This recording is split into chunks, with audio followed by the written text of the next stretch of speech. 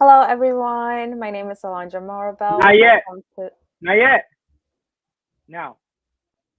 What? What just happened? I say we do that again. Alondra, go for it. Okay. Welcome to 20-something TV. My name is Alondra Morabel, and today we're going to be discussing about just a few topics of our interests, starting off by our very first about school bus driver shortage and what you guys think about that.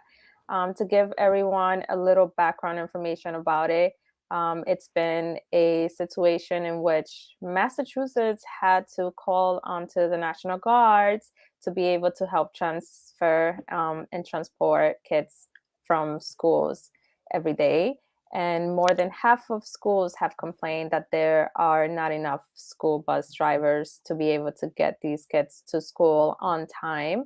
And they spend a large amount of time getting back home afterwards. So, what do you guys think in regards to this problem? I know that one thing that really stuck out to me was districts and bus companies were actually offering like financial compensation. So if you're a mom and you have 3 kids, they're going to pay you like $500 per kid to transport them for the whole entire year so they don't have to take a bus. Because right now, just with there being such a job shortage everywhere, it's especially hitting the school bus companies and the kids, because going back to school is something that I haven't done in person for a while. But they're offering money for the families. They're offering huge sign-on bonuses. Like I think a company in Minnesota was offering $4,000 or $5,000 just for someone to apply because they're so desperate. And then the other point, which I'm curious about, maybe get some opinions on, how do you feel about families sending their children who are in kindergarten and first grade on an Uber to get to school? I don't know. Something about that rubs me the wrong way. Yeah, that's definitely not something you might want to do for children that are that young in age.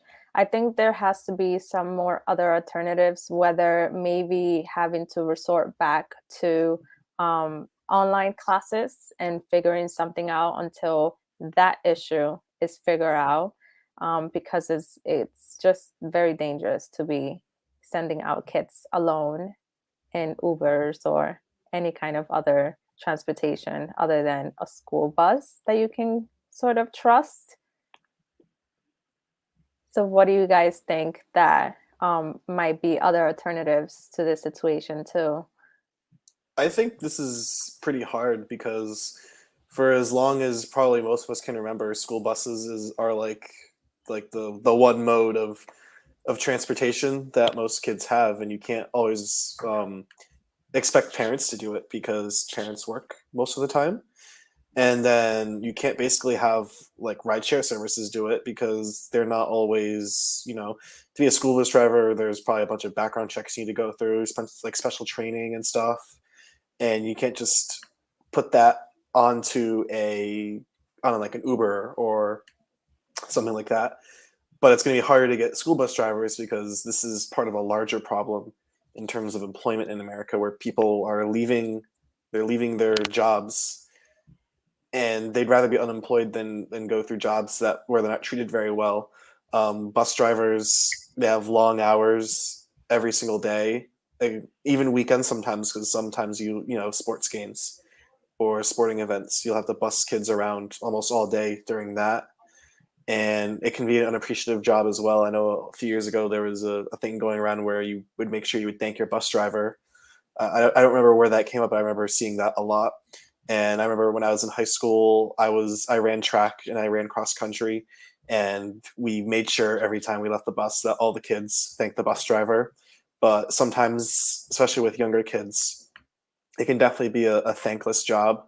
And the conditions aren't always when you're driving all day long. The bus is hot, the kids are screaming, you're tired. And it's going to be hard to get people back in buses again. I think that's just going to be at the end of the day, unless some things change structurally with a lot of like employment things in America. I think it's just going to be overall hard to get people back to driving buses again. Yeah, and I also think that some accommodations could be made, like maybe merging school buses together with other like schools like in the same division or in the same like area. Like maybe if this school starts at the same time and it's in the same area, they could pick up, you know, a batch of students and or I'm sorry, not a batch of students, but a group of students at a specific location and maybe just drop them off or maybe change the radius requirement because I know like maybe if you're a mile or a two away from the school, then you might not require a bus because you're only like 10 minutes away. But maybe just changing the requirement can also like even though that's gonna like leave some students out, it's also gonna allow some bus drivers to like pick up more students.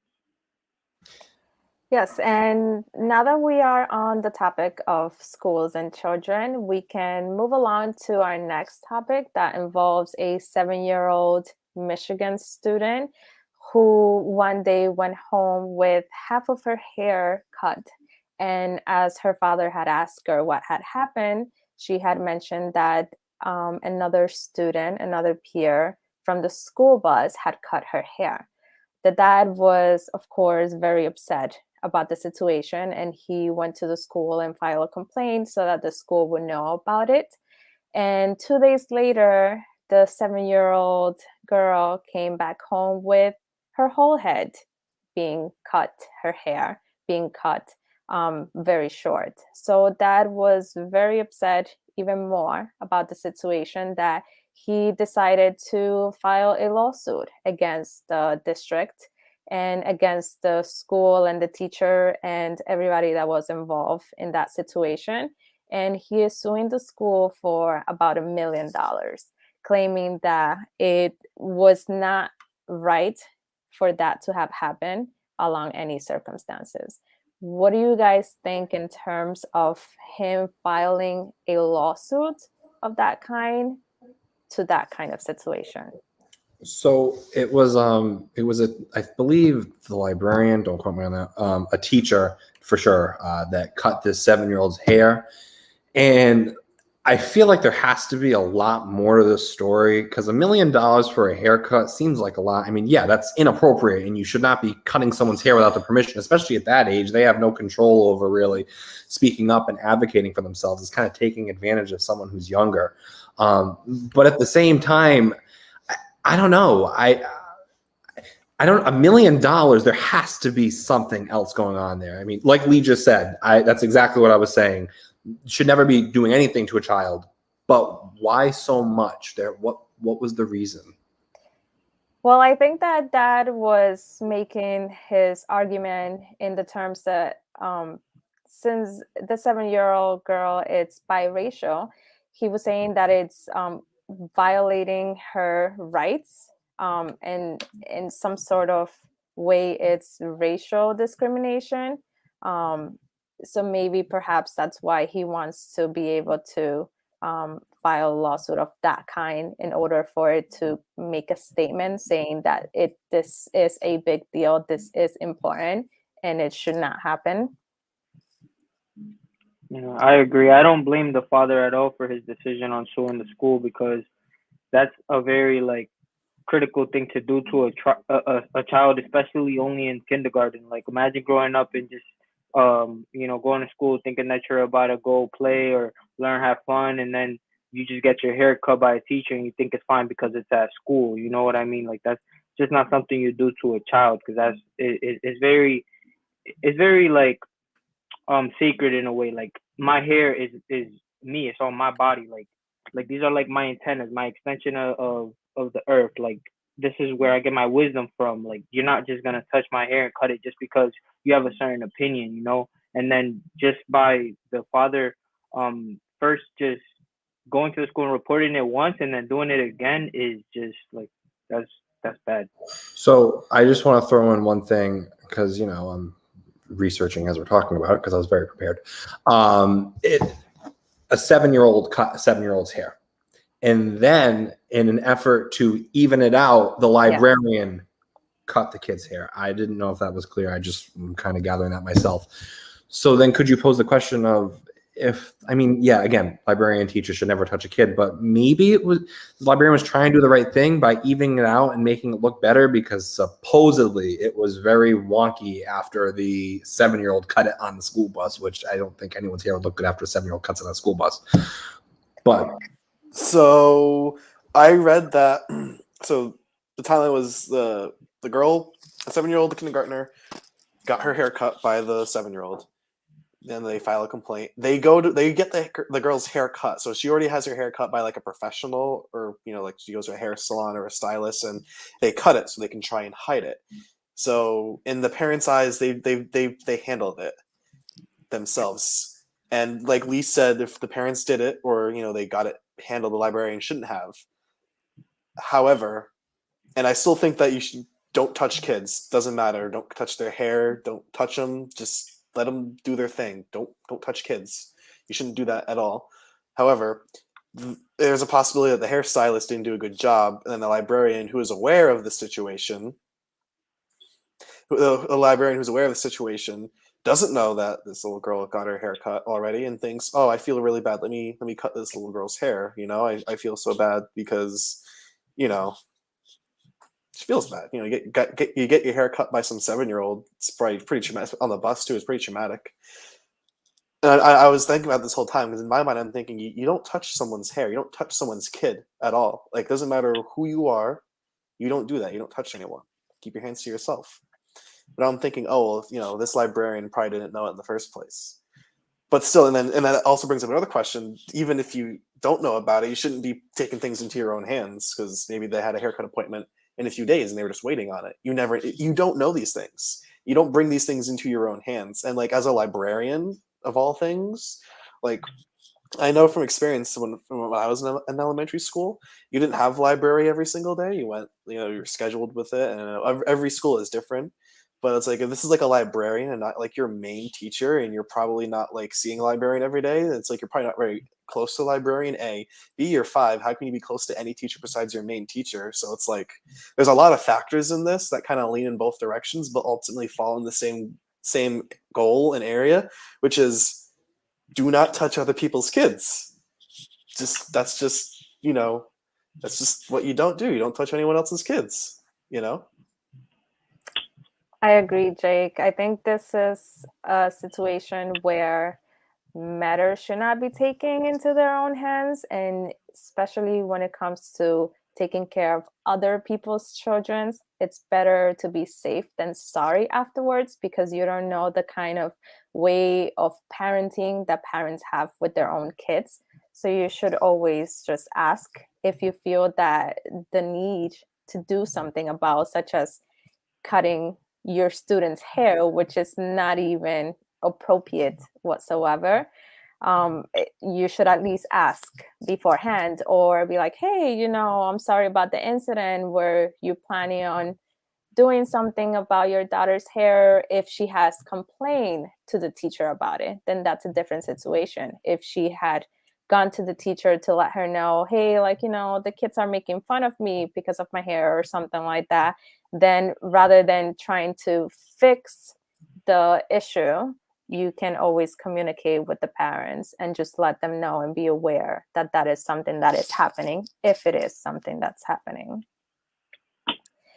In that note, I guess we can move on to another matter in terms of perhaps maybe keeping sort of your hands to yourself in a way, talking about the border crisis that's happening in Texas at the moment, where there was a case of multiple immigrants trying to cross the border in Texas, and they find themselves being not allowed to cross the border by cops on horses with whips.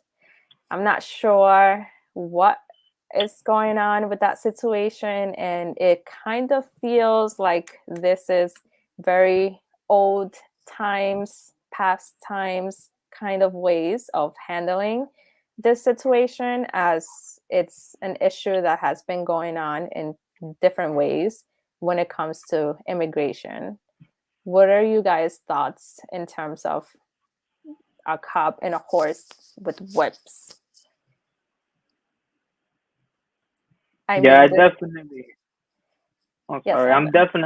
I'm definitely not a fan of this at all. What's going on in Del Rio, Texas is not what was supposed to happen, because it was first a group of 1,000, and then they weren't deported. They were under the bridge. They were settling. They called their families. They called their friends. Then it was tens of thousands. So to tell me that you allowed all of these thousands to settle, and then finally when they seek that help, you want to bring your horses and your whips like this is slavery? What's going on? History definitely repeats itself. And if the speaker of the White House wants to say this is not the time because of the travel restrictions and COVID and U.S. immigration system, then when is the time? These people, these people have been treated miserably in their country. These people are crazily in debt. These people have gone through so much famine. They've gone through so much natural disasters. They're seeking help. They're literally at the stairs of the United States begging on their knees for help, and you're not going to help them? That's sad. That is a very sad situation. And again, it's something that's been going on for a very long time. And I think that perhaps the United States need to do something in regards to the immigration policies and how you can attain a visa of some sort, or how you can attain um, a way for you to be able to come to the United States legally. I feel that if by any chance this process could be made a little bit more accessible to individuals of other countries, then that need that is so high for people to migrate through those kinds of resources might be much less if the help is giving from the beginning, in terms of like, hey, sure, we can give you guys visa in terms of like you guys coming to work or students. There is such thing, but it is very difficult for many countries to attend visas into the United States. Have you guys had any type of experience or any type of individuals that you might have known before in which this was the case, that maybe you would think like, yeah, perhaps this immigration policy of how you attain your visas might be a little bit overboard or might be very hard to achieve?